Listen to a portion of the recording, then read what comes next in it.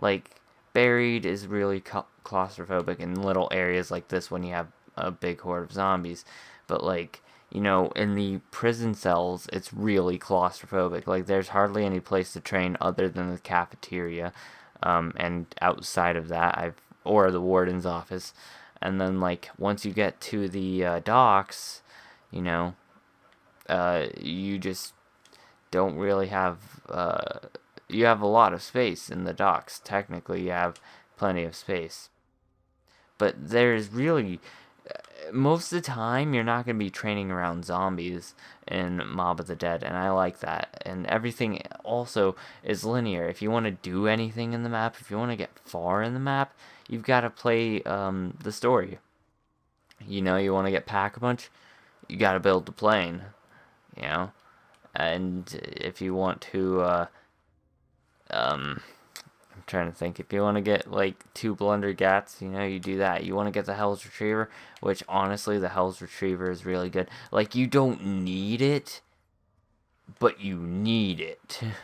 You know, you don't need it, but it's nice to have.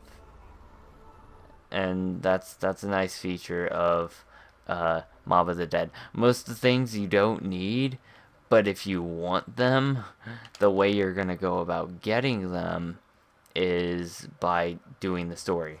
And that was a really good idea.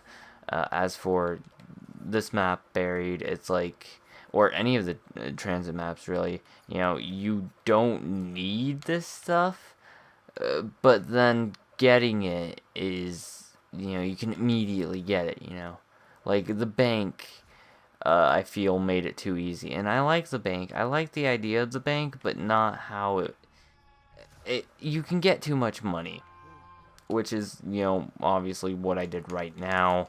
I got too much money. Well, not too much. I got enough money, but like, you could easily hoard up a lot of points and then play and then just grab out like 1,000,000 or 100,000, really, not 1,000,000.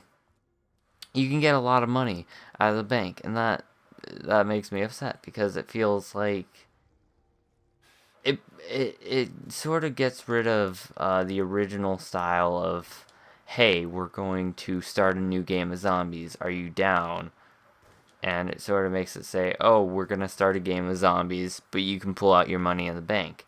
You can restart from where you were last time, essentially.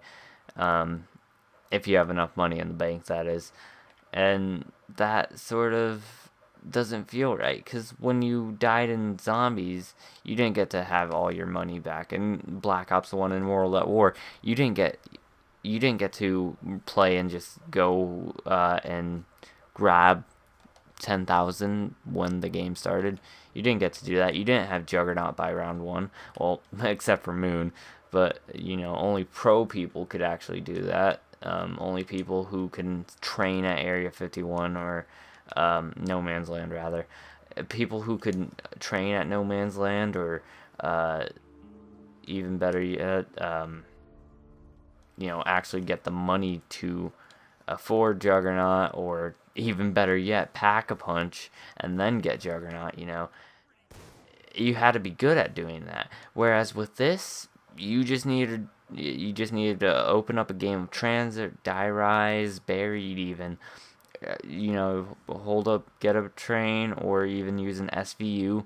Have the zombies be far away, or get the little money thing where you sort of get more money for long range kills,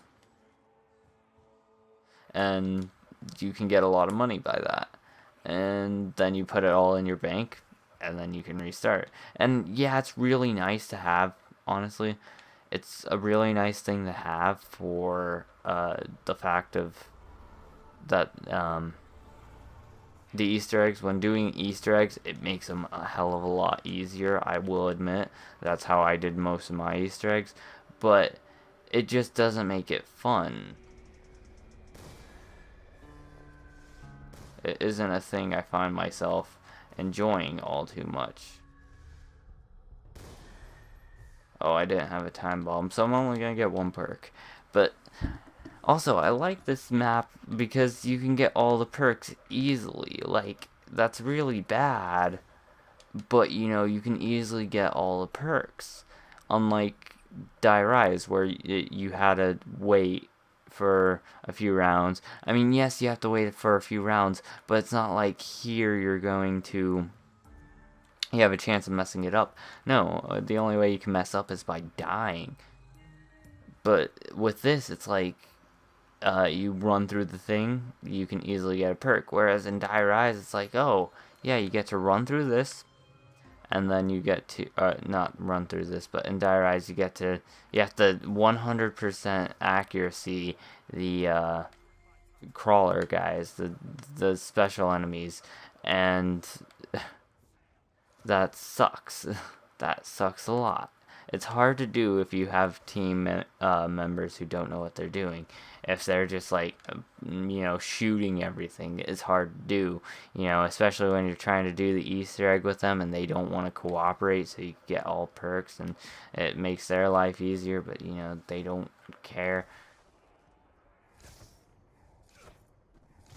But it's just like, I like having the ability to get all the perks. It makes it so much easier.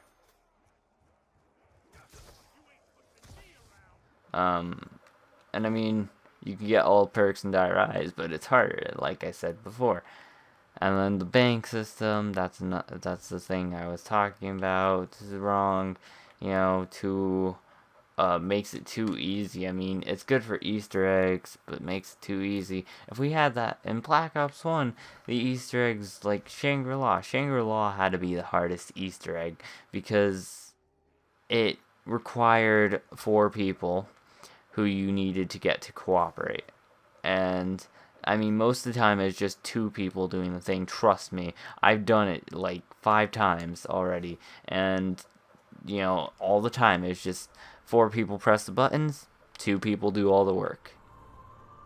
It would have been so much easier to allow us to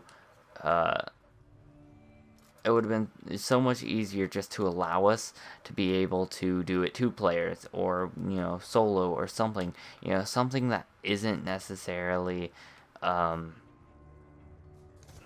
4 people, because 4 people 4 people in cooperation, that just doesn't happen. Like, or if you're like me and none of your friends like playing zombies, or they're Jews and they don't download the map pack, or it just, the list goes on and on.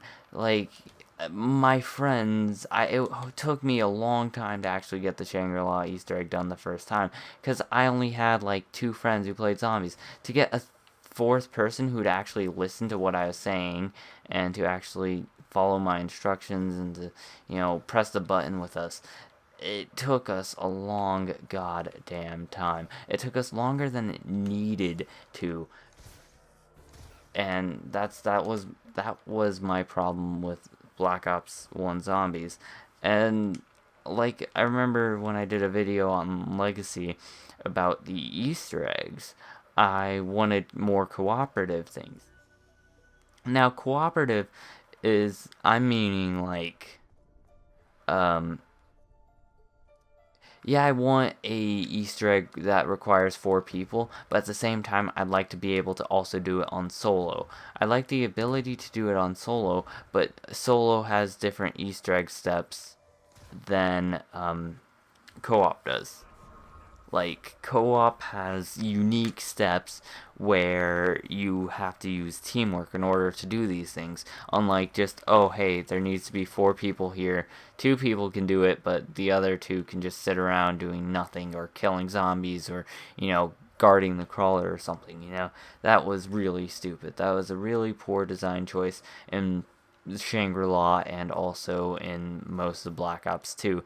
Because most of Black Ops 2 is just me and another person running around. Die Rise, you'd think that there'd be 4 people trying to press the buttons. Well, I mean, yeah, you could get the 4 people to press the buttons at once on everything, but, like, after that, after pressing down all the buttons, and you need to sync up the buttons together, what are you gonna do? You know, one person can just guard the crawler and then the other three can run around doing these, or one person. I've done it before. I've just ran around grabbing all of them, putting them in the right order.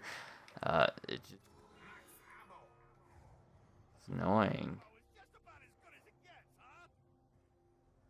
So yeah, hopefully for the next one, when they have 4 players, the fourth, I just want it so that the fourth player will be as important as the first player. Fourth player will be as important as the first, which will be as important as the third, and as important as the second. And also another nice thing that I would love to see absolutely would be if, like, for example, I'm trying to think right now, like, it required them to do things like, say, to buy a door, all 4 players need to pitch money. All the players in the game need to pitch some certain amount of money. So if it's a $750